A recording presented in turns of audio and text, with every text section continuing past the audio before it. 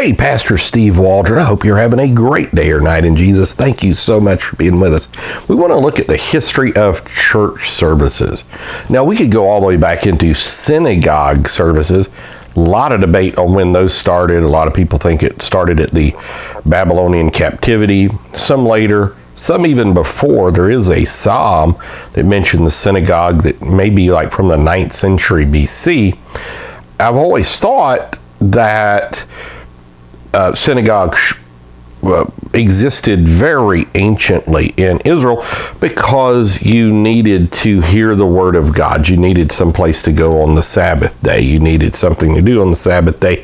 And it was just impractical. You didn't have cars and on to go to a central location in Jerusalem. Only 3 times a year Jewish males. And so I would tend to think, based on the evidence, that synagogue worship was way, way back, 9th century, 10th century, maybe even predating that. We know the tabernacle worship and those type things. But then you get into the New Testament era. Jesus is going to the synagogue. It's just a great place. And, you had the Bible in a certain place. You had an ark that contained the Bible. You had it facing towards the temple. You had an angel which was just a prayer warrior at the entrance that would pray to keep demonic spirits out and keep the glory of God in, so to speak. And so, it was set up pretty amazingly. You can get a good picture of this in the Gospels and in Acts. And there is some indication that early church services had, at least in early instances, some synagogue worship in it. Not worship at the synagogue, but they were set up kind of like synagogues. You had a chief ruler of the synagogue, and then you had other attendance and that type thing. Now, a fascinating thing, like a first century church they found in Jerusalem. Expedition Bible's going into great things with that. Instead of facing the temple, it's facing Golgotha. It's facing the empty tomb.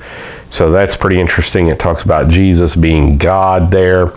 Peter's house, they've discovered, and it has prayers to Jesus as God in there. They think it may have been an extremely early church as well.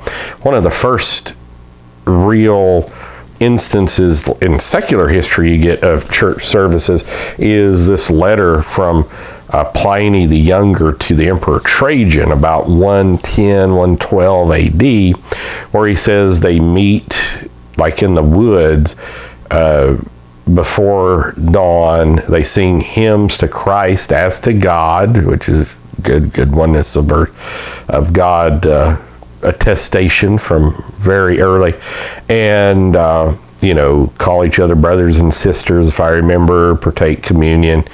And they got accused of a lot of things, like corrupting children, cannibalism, because of communion, the cannibalism aspect. But that's one of the first instances. And so like they found another underground church. They found underground churches all over Turkey from the hundreds AD because the church literally had to meet underground. One of them was a city that could hold 60,000 people from the hundreds AD. I've done videos, I think, on that, and podcasts for sure. I think that may be on the Ancient Evidence for Jesus series of videos I did. But we do Biblical Archaeology Day podcast as well. And then another dating from about the 160s, 170s AD. It's in a cave. About 18 miles southwest of Jerusalem. It's still got a tree in front of it today, so you really can't see the cave. And you go in, it's an early church. It says Jesus is present, because where 2 or 3 are gathered in his name, there is he in the midst. Even though I know in the initial context it has to do with church discipline, it had a Shekinah glory aspect with the 10 bar mitzvahed males. That's when the Shekinah would come in, and Jesus was claiming to be the Shekinah at that time. And so very early church, 225 AD, Jesus is God. They're in Megiddo, and then the Deir Europa Church, which is fascinating, from about 240 AD. And so those are some of the earliest churches. And church services, again, may have singing, reading of the word, preaching of the word. 1 Corinthians 14 may have one of the earliest looks at a church service, and you can kind of thread out what's going on because you have chaos. You have everybody talking in tongues, which is good. Paul said, forbid not to speak with tongues. And he said he spoke with tongues more than everybody there, so it was a good thing, but it was chaos. And so he talks about how the prophet should do singing with the Spirit, singing with the understanding, various things like that. And so you've always kind of had a dual track church. You've had an institutionalized church and kind of an underground church of various ilk.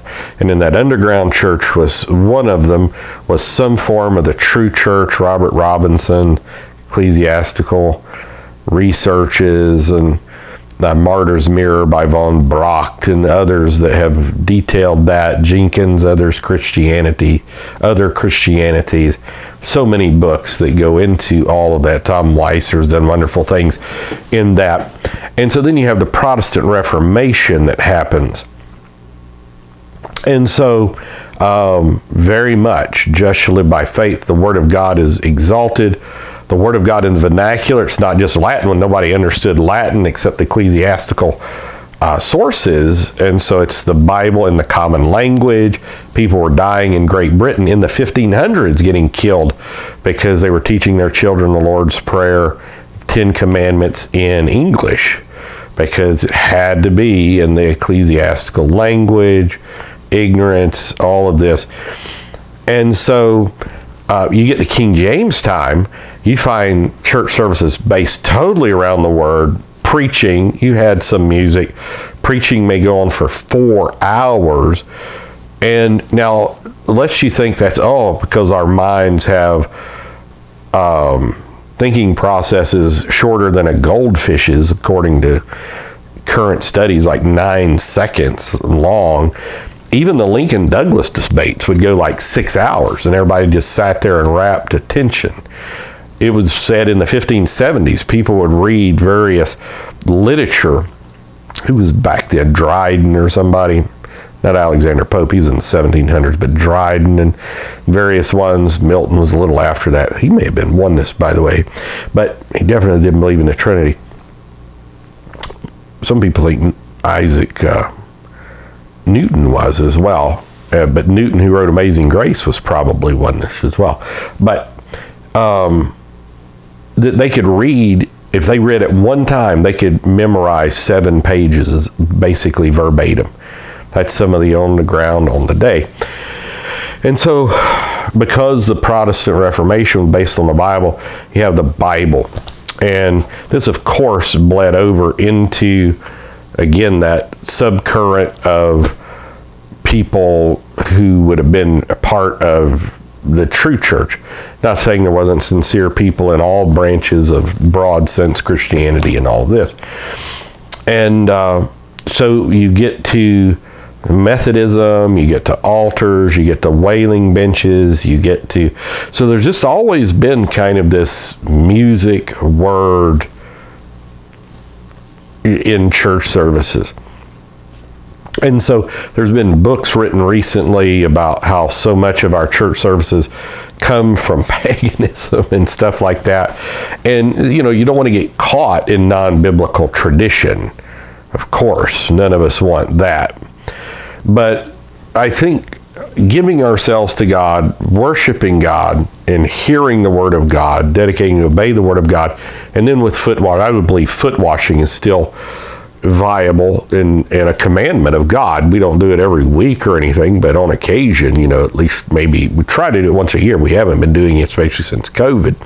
But, it's a very good thing to do. I can tell there's spiritual things that have cropped up in our church because of not foot washing, unforgiveness and stuff like this. And Now you've come into, and communion, obviously, now you come into worship wars. What kind of music? Where does the music come from? Should it all be hymns? Should, on and on. There's groups and branches that don't believe in musical instruments because they're like, musical instruments aren't in the New Testament, even though they are in heaven with harps.